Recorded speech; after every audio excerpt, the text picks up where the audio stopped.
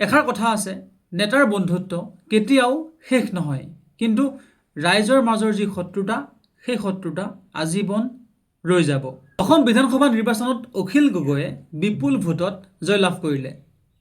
এতিয়া অসমৰ মানুহে ক'ব খোজে যে অখিল দা আচলতে বিজেপিৰ এজেণ্ট, অৰ্থাৎ তেওঁ বিজেপিৰ বি টিমৰ মানুহ।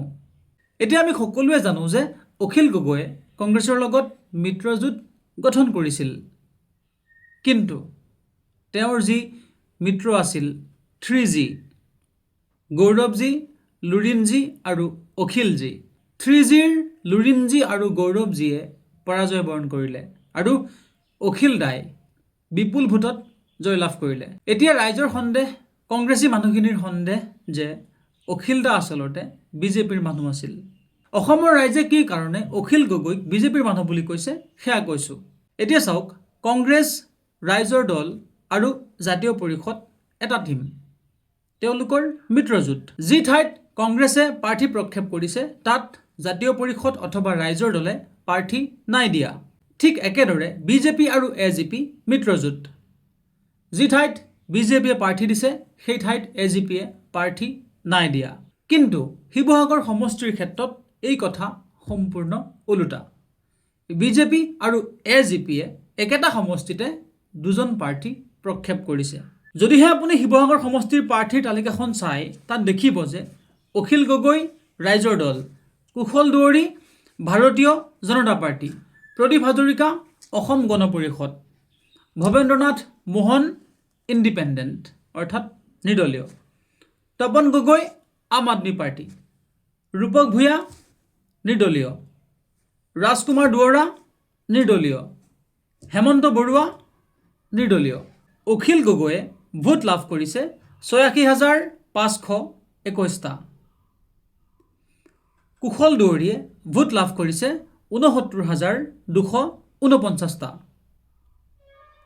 প্ৰদীপ হাজৰিকাই ভোট লাভ কৰিছে 14,757টা। আৰু বাকীখিনি খুব কম ভোট লাভ কৰিছে, 800, 700 এনেকুৱা। অখিল গগৈয়ে 17,272টা ভোটত জয়লাভ কৰিছে। এতিয়া সমীক্ষাটো একেবাৰে সহজ।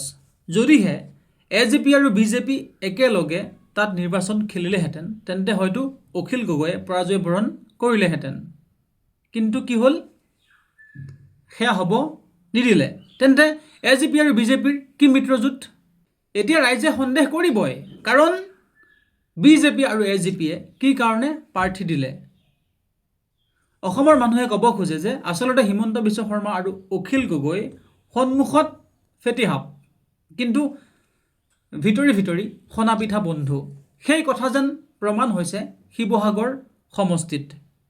এতিয়া বিজেপিৰ যিখিনি মানুহ আৰু AGPৰ যিখিনি মানুহ, সেই মানুহখিনিয়েও কিন্তু একেটা প্ৰশ্নকে কৰিছে। সেই মানুহখিনিৰো ধাৰণা এটাই যে অখিল গগৈ বিজেপিৰ এজেণ্ট। এতিয়া যিয়ে নহওক, কোন কাৰ এজেণ্ট সেইটো আমাৰ বিষয় নহয়। ৰাইজৰ যি মনোভাৱ সেইখিনিহে আচলতে প্ৰকাশ কৰিছোঁ। এটা কথা, ৰাজনীতি আজি আছে কালি নাই, কিন্তু আমি যিখিনি সাধাৰণ মানুহ সেইখিনি মানুহ সদায় জীয়াই থাকিব লাগিব। ৰাজনীতি 5 বছৰত এবাৰ আহে, কিন্তু আমি সেই 5 বছৰ একেলগে থাকিব লাগিব। মই বিজেপি, তই কংগ্ৰেছ, তই AGP, তই AIUDF, এইবোৰ যে আমি দল কৰোঁ, আচলতে আমাৰ লাভ কি হয়?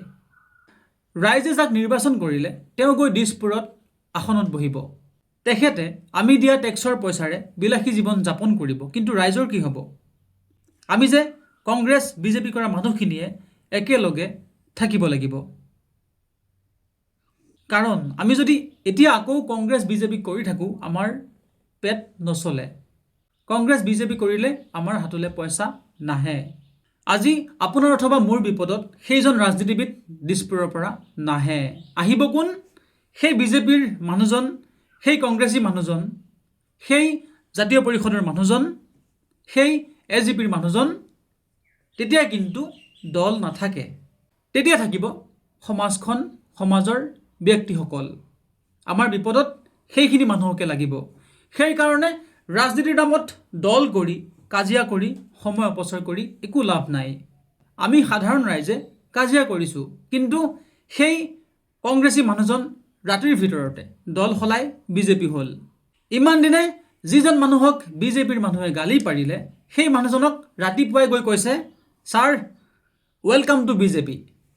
তাৰ মানে কি? বিজেপিৰ শত্ৰু কংগ্ৰেছ, কংগ্ৰেছৰ শত্ৰু বিজেপি। অৰ্থাৎ বিপৰীত দিশৰ মানুহখিনি বিপৰীত দিশৰ মানুহৰ শত্ৰু। কিন্তু ওপৰৰ মানুহকেইজন এজনেই। তেওঁলোকৰ ফোনৰ কানেকশ্যন ঠিক থাকে, কিন্তু সাধাৰণ মানুহৰ মনত ৰাজনীতি সোমোৱাই দিয়ে। তই বিজেপি কৰ, তই কংগ্ৰেছ কৰ, লাগি যা। আৰু ৰাতি একেলগে সেই দুজনে বহি পাৰ্টি কৰে। ৰাইজে মৰি আছে। যদিও এচাম নুবুজা মানুহ আছে, কিন্তু আজিৰ তাৰিখত মানুহবোৰ শিক্ষিত। আজিৰ মানুহে পৰাপক্ষত ৰাজনীতিলৈ কাজিয়া নকৰে, কাৰণ ৰাজনীতিয়ে ভাত নোখোৱায়। যিয়ে নহওক, এই ভিডিঅ'টো কোনো দলক ছাপোৰ্ট কৰি নহয়। এই ভিডিঅ'টো কেৱল সমাজখনৰ বাবে, সমাজৰ মানুহখিনিৰ স্বাৰ্থত। ধন্যবাদ।